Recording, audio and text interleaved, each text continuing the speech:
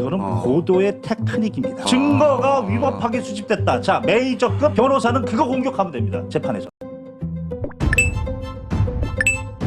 박근혜 시절 이런 발언으로 이번에도 뭔가 엄청난 게 나오지 않을까 생각했는데 트럼프 당선인의 첫 메시지가 나왔습니다. 이거 심각합니다. 그리고 뒤에서는 검찰의 노림수를 완벽하게 분석한 내용 보고드립니다. 한국일보 단독 보도에 따르면 취임 한 달 남짓 남은 도널드 트럼프 당선자의 정권 인수위원회 측에서도 우리 측에 물어온 것으로 파악됐다. 다만 트럼프 인수위 측에서는 한한 체제가 헌법에 부합하는지 여부보다는 지속 가능한지에 더 관심을 두고 있는 것으로 알려졌다 라고 보도했습니다. 즉, 이 정부를 죽은 정권이라고 생각하고 협상이나 또는 대화할 가치가 없다고 판단한 것이라 볼 수 있는 대목입니다. 이런 부분은 바이든 행정부의 최근 충격적인 발언과도 같은 부분인데 외교적 측면에서도 국익을 위해 하루빨리 두창이를 끌어내려야 하는 이유입니다.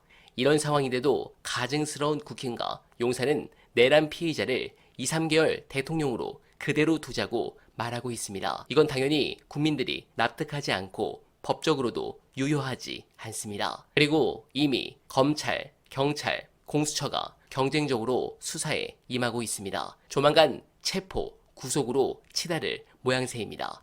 그러면 조만간 구속된 대통령을 보게 될 수도 있습니다. 그러면 그때는 대통령 권한이 유지되냐 마냐 논란을 벌여야 합니까? 앞으로 민주당이 발의해 국회를 통과할 내란 특검법에 윤이 거부권을 행사하는 상황은 또 어떻게 봐야 합니까? 그때까지 윤이 자리를 지키리라 생각하지 않지만 그런 상황이 생긴다면 윤은 거부권을 행사할 사람입니다. 또한 지금도 윤은 온갖 증거인멸 행위를 하고 있을지 모릅니다. 그런데 두세 달간 이렇게 놔두자 납득할 수 없습니다. 또 수사가 진행돼 체포나 구속을 실시할 경우 대통령직을 유지하고 있으면 논란이 일 수 있습니다. 경호처와의 마찰 가능성도 있습니다. 대통령직을 박탈하는 것이 제대로 된 수사를 하는데 도움이 됩니다. 관련해서 이 심각한 사항을 검찰이 물타기 하려는 이유, 최혜병 청문회의 스타로 떠오르며 차후 이 사건의 특검으로도 거론된 분의 분석 보시고 이어가 보겠습니다. 이번에 검경 수사 조정하면서 내란죄의 주체, 수사 관할권은 경찰에 있는 겁니다. 지금 검찰은 아예 수사 관할권이 없습니다.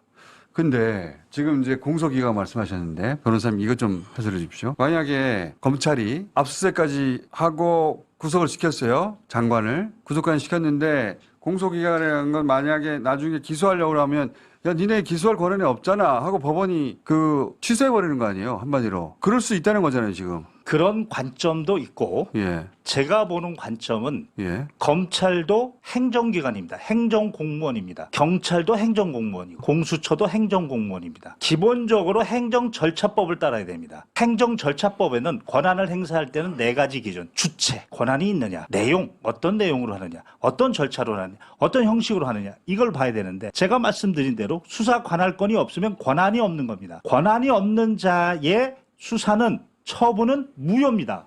무효가 돼요. 아예. 그 무효에 처잡아서 증거를 수집하면 위법하게 증거를 수집한 것이고 그래서 그러면 증거도 쓸 수 없는 거죠. 그렇습니다. 형사소송법의 명문으로 308조의 2에 위법하게 수집한 증거는 배제한다. 이렇게 되면 내용은 열심히 국민들한테 수사 의지로 내란죄입니다. 내란죄입니다. 흘려놓고 막상 재판 들어가서는 그 증거가 모두 위법해서 몽땅 배제가 되고 법원은 언론 플레이를 할 수 없으니까 형사소송법에 따라 증거가 자백해도 증거가 있어야 되고 부인해도 증거가 있어야 되는데 이 증거가 없기 때문에 무죄를 줄 수 있다. 이게 더 심각하다.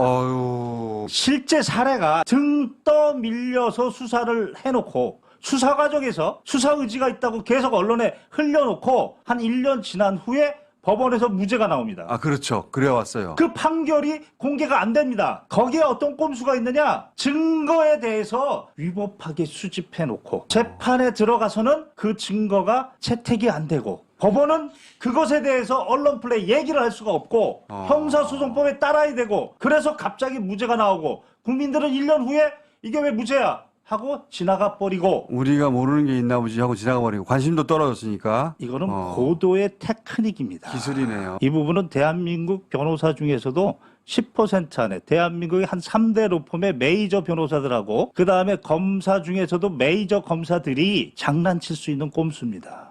이거 그쪽으로 갈 수 있겠는데요. 내가 저쪽에다가 걸 수밖에 없다 생각하고 글로 들어간 거 아닙니까? 그리고 그 이유는 지금 변호사님이 말씀하셨듯이 그렇게 처리될 수도 있는 거 아니에요 지금? 제 개인적인 경험으로 수천 건의 예. 군사건 개인적 경험으로는 분명히 김용현 변호사는 메이저급 변호사일 것이고 지금 수사하고 있는 이 검사들과는 사법연수원 동기 내지 같은 대학교 동문 늘 만나던 사람 이어서 증거로 장난치기 위해서 깡통폰 들고 가면 바로 구속인데 바로 구속되면 1審을 저쪽에서 전속적으로 잡아놓고 다른 수사기관은 수사 못하고 그런데 수사 관할권이 없어서 무효인 수사를 하고 있고 증거가 위법하게 수집됐다. 자, 메이저급 변호사는 그거 공격하면 됩니다. 재판에서. 그걸로 변호하면 됩니다. 그렇게 해서 무죄가 난 사례는 얼마든지 있다. 내용상으로는 네, 공감합니다. 사태가 매우 심각합니다. 검찰이 두창희를 체포하면 이거 사태가 이상하게 흘러갑니다. 검찰이 흘려주면 언론이 받아먹고 국민은 검찰, 언론 모두 잘한다고 박수치고 이 악순환이 바로 박근혜 시절 우리가 경험한 검찰공화국 시스템입니다. 검찰이 윤석열까지 체포하면 돌이킬 수 없게 됩니다. 그나마 조금 다행인 것은 현직 경찰청장과 2인자인 서울경찰청장을 긴급 체포했다는 것입니다. 이건 검찰이 조지호와 김봉식을 먼저 체포할 것이란 첩보를 받았다고 보여집니다.